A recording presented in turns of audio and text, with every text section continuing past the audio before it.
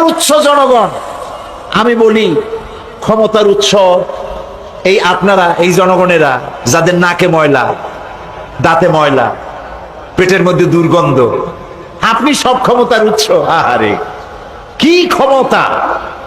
একটা সাপ দেখলে ভয়তে চিৎকার মেরে দৌড় মারেন, একটা বল্লা পিছনে ছুটলে দৌড়ে এগিয়ে খালে পড়েন, বাঘ দেখলে তো কথাই নেই, বাঘের আওয়াজ শুনলেও নাড়ি বুড়ি পেঁচায় যায়, পেটের মধ্যে লুজ মোশন শুরু হয়ে যায়। এই যখন আপনার অবস্থার, আপনি হবেন ক্ষমতার উৎস, একটা কথা হইল।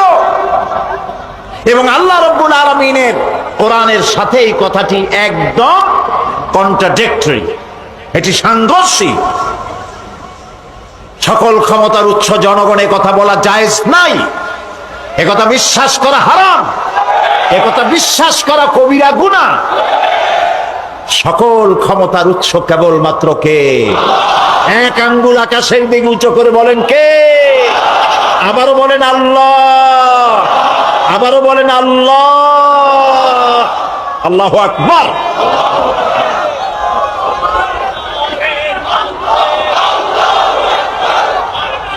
আরো সরে দাও।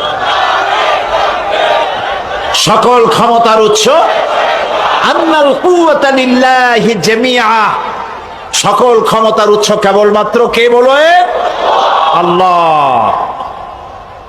তিনি সকল ক্ষমতার উৎস, তিনি বাঁচাতে পারেন, তিনি মারতে পারেন, তিনি সব করতে পারেন। আল্লাহ রাব্বুল আলামিন বলেন ওয়াইয়ামসাসকাল্লাহু বিদুররিন ফালা কাশিফা লাহু ইল্লা হুয়া ওয়া ইউরিদকা বিখাইরিন ফালা রাদ্দা বিফাদলিহি